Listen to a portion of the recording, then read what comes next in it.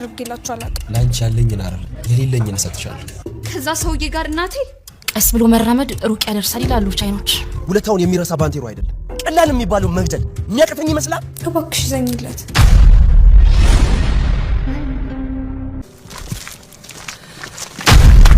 ሰማኛል እንዴ ዴቭ በደፋ ደስ ይለኝ ነበር። እሺ ምን ሆነ ነው? አንተ አይደለ እንዴ እኔ ህይወቴን ያተረፍኩት? ዝም በል። ከዚህ በኋላ እኔ ከማውቃቸው ሰዎች ራቅ። አለበዛ ግን እመነኝ እደፋሃለሁ። ሰምተኛል አይደል? እደፋሃለሁ። ዴቭ እንዳትሰምተኛል። ቆይ ዴቭ አንተ ነህ እንደዚህ ሆነህ ማይ ሚስቴንና ቤቴን ለቀውታል። ግን አሁን ደግሞ አንድ የማይገባህን ነገር ነግረሃል። ምን? ሔዋንን ሰማለህ? አንተ ክፉ ሰው ነህ። ከዛሬ ጀምሮ ከየትኛውም ቤተሰቤ ጋር አንተን ባገኘ እመነኝ እደፋሃለሁ። ይቅርታ ዴቭ፣ ደግሜ እነግርሃለሁ፣ እገልሃለሁ። ነሽ ታውሽ ድሮ ሲከፋኝ እየሮጥኩኝ ወንድሜ ጋርና ዴቭ ጋር ሄጄ ነበር ማለት ነው። እና ከትንሽ ደቂቃ በኋላ ሳቆኝ ነበር የምመጣው።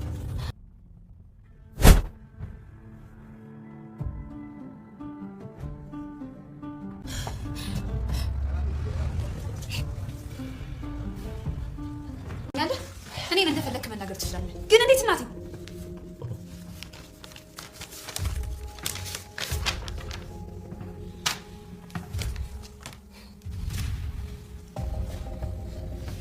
ጎረቤታችሁ እናትሽ እንደሚያስቡት ታማኝ አይደለም። ምን? እና እሱ ነው የኔና የባንቴሮን ጋብቻ ወረቀት የሰጠ? ለሚስቱና ለልጆቹ ያልታመነ ለእናትሽ የሚታመን መስሎሽ ነበር? ማለት ከእናቴ ጋር ያን ያለ መስዋዕትነት የሚከፈልላችሁ ጎረቤታሞች አልነበራችሁ? ደግሞ ከእናትሽ ገንዘብ አልተቀበለም እና ከዛ ሰውዬ ጋር እናቴ በቃ ከገባሽ ይበቃል። እነዚህ መረጃዎች በእጄ ላይ ያሉ። ፍርድ ቤት ብትሄጂ ቤስ ያታገኝ።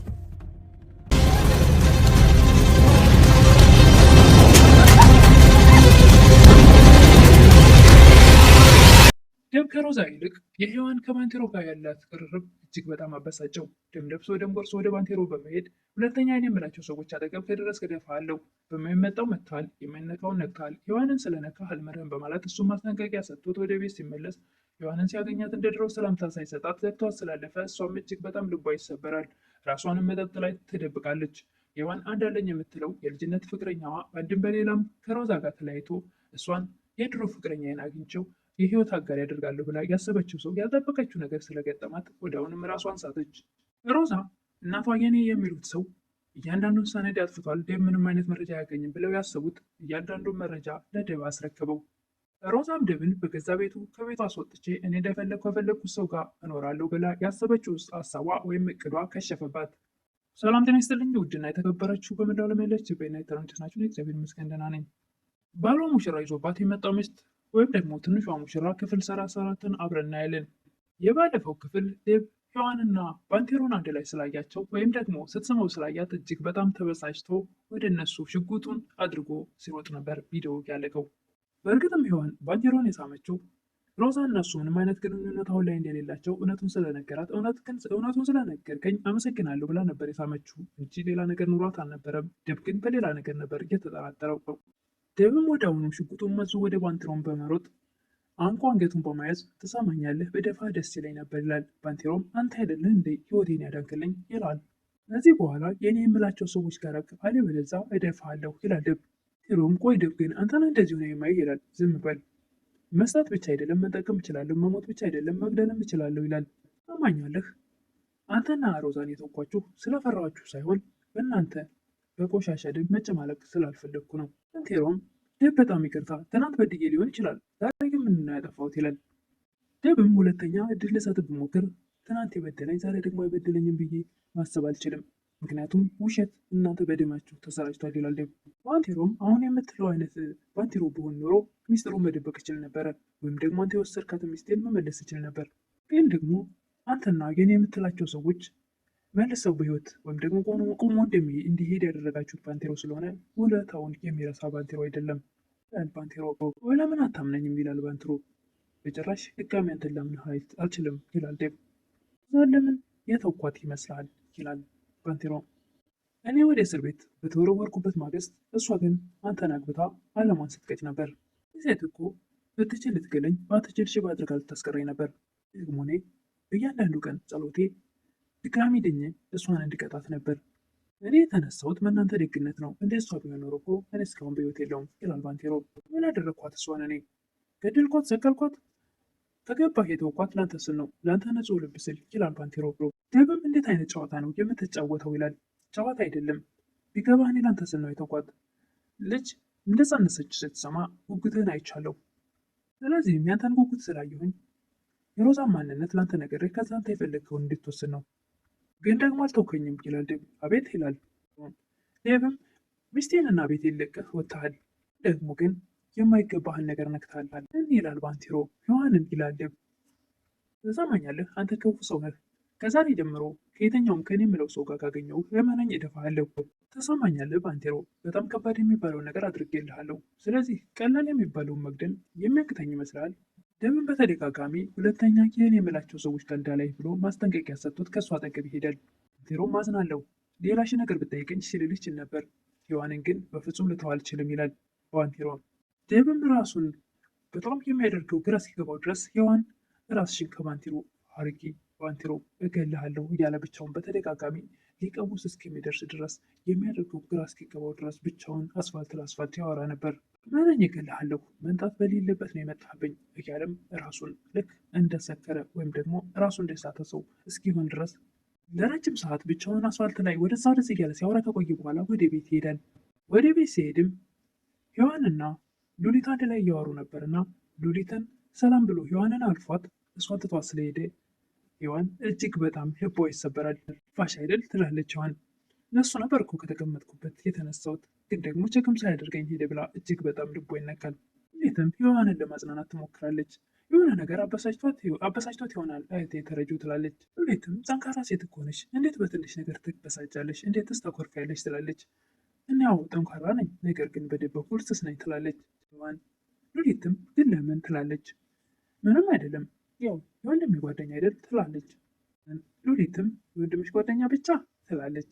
የሆነ ነገር እንዳላቸው ትጠራጠራለች ሉሊት። ሮዛ ዴቭን ጠልታኛል አይደል ትላለች። ከዚህ ሁሉ ነገር በኋላ ይወደኛል ብለሽ ከጠበቅሽ አንቺ እብድ ነሽ። እኔ እኮ እስከነ በደልሽ እስከነ ክፉ ልብሽ ደጋግሜ የሚወድሽ ፈጣሪ አይደለሁም። ስለዚህ እንዴት ፈታኝ እፈልጋለሁ ትላለች ሮዛ። ፈትቼሻለሁ እኮ እዚህ ቤት ውስጥ አብረን ስላለን አንድ ላይ ነን ማለት አይቻልም ይላል ዴቭ። እንግዳውስ በገዛ ቤቴ እንግዳ ሆኜ መኖር አልፈልግም። ይህ ደግሞ በገዛ ቤትሽ እንግዳ ሆነሽ እንድትኖሪ ፈቅጄልሻለሁ ይላል ዴቭ። ዴቭም እናትሽ አርጅተዋል፣ ነገር ግን አንቺ መምከር ሲገባቸው ጭራሽ ደግሞ ለአንቺ ቆሻሻ ተግባር ተባባሪ መሆናቸው በጣም ያሳዝናል ይላል። እሱ አርጅና ከአንተ ወሬ ጋር ምን ያገናኘዋል ትላለች ሮዛ። መሸምገል እኮ እንደ ፀጉር ሽበት ማውጣት ብቻ ሳይሆን በአስተሳሰብ ጭምር ነው ይላል ዴቭ። እንደ እድሜያቸው እንዲያስቡ ንገሪያቸው። ሔዋንም ባንቴሮ ጋር በመደወል ላገኝ እችላለሁ ወይ ትላለች። ባንቴሮም ይደነግጣል ዴቭ ማስጠንቀቂያ ስለሰጠው። ነገር ግን ደግሞ ሁሉንም ነገር ልተውልህ እችላለሁ፣ ግን ደግሞ ሔዋንን ግን ልተው አልችልም የሚለውን እያወጣ እያወረደ ቁጭ ብሎ ብቻውን ያስብ ነበር። ቴሮ ሔዋን እያወራቸው፣ እሱ ግን ዴቭ ያለውን ነገር በሀሳቡ እያመላለሰ ስለነበር በፍጹም መልስ ሊሰጣት አልቻለም። ምንድነው ሰምተኸኛል ወይ ትላለች። አዎ ሰምቼሻለሁ በሚላት ሰዓት እሺ መጣሁ ብላ ያለበት ትሄዳለች። ወዲያውኑም ወደ ግሮሰሪ ይሄዳሉ። ሮዛም ትሰማኛለህ፣ እኔን እንደፈልግ መናገር ትችላለህ፣ ግን እንዴት እናቴን ትላለች። ዴቭም ጎረቤታችሁ እናትሽ እንደሚያስቡት ታማኝ አይደለም። ሮዛም ምን በማለት በመደንገጥ እናሱ ነው የኔና የባንቴሮን የጋብቻ ወረቀት የሰጠህ ለሚስቱና ለልጆቹ ያልታመነ ለባለቤትሽ ለእናትሽ የሚታመን ይመስልሻል? ይላል ዴቭ። ማለት ከእናቴ ጋር ትላለች ሔዋን። ያን ያክል እኮ መስዋዕትነት የሚከፈልላችሁ ጎረቤታሞች አልነበራችሁም፣ ደግሞም ከእናትሽ ገንዘብ አልተቀበለም እና ከዛ ሰውዬ ጋር እናቴ ትላለች ሮዛ። በቃ አትጨርሺው፣ ከገባሽ ይበቃል ይላል ዴቭ።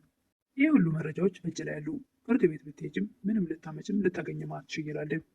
ሮዛ የሚያሰበችው ሀሳብ ሁሉ እቅዷ ሳይሳካ አሁን ላይ ከአንተ ምንም አልፈልግም፣ ወደ እናቴ ቤት ሄጄ ለልጄና ለእኔ መኖር አያቅተኝም ትላለች። እሷ ግን መጀመሪያ ስታስብ የነበረው ዴቭን በገዛ ቤቱ አስወጥታ እሷ ከፈለገችው ሰው ጋር እንደፈለገች መኖር ነበር። አሁን ላይ ግን እቅዷ፣ አላማዋ፣ ተንኮሏ ከሸፈባት። ሔዋንም መጠጥ ቤት ሂዳ መጠጡን እጅግ በጣም ከአቅሟ በላይ በመገልበጥ ራሷን ትስሳለች። ሩጣም ባንቴሮ ላይ ጥምጥም ትላለች። ባንቴሮ ከፍቶኛል ትላለች ሔዋን። ቆይ ከተለያየም በኋላ የተፈጠረ ነገር አለ ይላል ባንቴሮ። ድሮ ሲከፋኝ ወንድሜና ዴቭ ጋር ሄጄ ነበር የማለቅሰው፣ ወዲያውኑም ደግሞ ደስታ በደስታ ሆኜ ነበር የምመለሰው ትላለች ሔዋን። አሁን ላይ ግን ማንም የለኝም ትላለች ሔዋን። አሁንም እኮ ዴቭ አለ አጠገብሽ ይላል ባንቴሮ። በእሱም ቢሆንስ የከፋኝ ትላለች። ሮም የምትየው ነገር እየገባኝ አይደለም። ዴቭ ደግሞ እንደዚህ አይነት ነገር ያደርጋል ብዬ አላስብም። ባንቴሮ አንተ ጋር የመጣሁት እኔ የተፈጠረውን ነገር በሙሉ ለመርሳት ነው። ይሆን ያትዘኝ አይደለም የተፈጠረውን ነገር ስምሽን እንድትረሺ ነው ማደርግሽ ይላል። ሔዋን ራሷን ስታለች በመጠጥ ባንቴሮ ግን ምንም ስላልጠጣ ወይም ደግሞ ስላልሰከረ አቤት ደግሞ እንዴት አባቷ ታምራለች፣ ወይ ጉድ እንዴት አይነት እኔ ደግሞ ቃል ማውጣትም አልቻልኩ እያለ ብቻውን ያወራል። ሔዋንም ራሷን በመጠጥ ደብቃ ራሷንም ስታለች። ሔዋንም ፈታ እንበል እንጂ ደስታዬንም ሳቄንም ተጋራኝ ትላለች። ራሷንም ስታለች። ምን ያክል ልቤ እንደተደሰተ ብታቂ ይላል ባንቴሮ ብቻውን። ዴቭም ለሮዛ ሌላም ደግሞ አንድ ደስ የሚል ነገር ላሳይሽ በማለት ሌላ ሰነድ ያወጣል። ሰነዱንም ስታነበው እና ስሙ የሚለው እኮ ናኦድ ጌታቸው ነው ትላለች። የቤታቸው ስም በናኦድ ጌታቸው የሚለው የሔዋን ወንድም ስም ነው። የሆነ ጊዜ አንቺ ስራ አጥ ነበርሽ። በዛም ምክንያት የሆነ ቢዝነስ ለመጀመር የቤታችሁን ካርታ ሲያሽ እሱንም ከሰርሽ። ቤቱን ካርታ አስይዘሽ የተበደርሽውን ብድር መክፈያው ጊዜ ሲደርስ 70 ሳንቲም አልነበረሽም። የማውቀውን ነገር ደግማ ታደርግልኝ ትላለች ሮዛ። ከዛም ባንኩ አይመለስም የሚል ግምት ስለነበረው ቤቱን ለሐራጅ በጨረታ አወጣው። አንዱ ተጫርቶ አሸነፈ። ሰው አንተ ዳዊት እንግዳ ነበርክ፣ የገዛሁም ለጓደኛ እንደነበር አውቃለሁ። ከእናትሽ ጋር ቤቱን ለመረካከብ ስመጣ ለመጀመሪያ ጊዜ አየሁሽ። ደግሞ ለተወሰነ ጊዜ እዛው ተከራይታችሁ እንድትኖሩ አደረግኩ። አመቶች አለፉ። ከዛም ተዋደድን፣ ተፋቀርን፣ ተጋብተን ኖርን።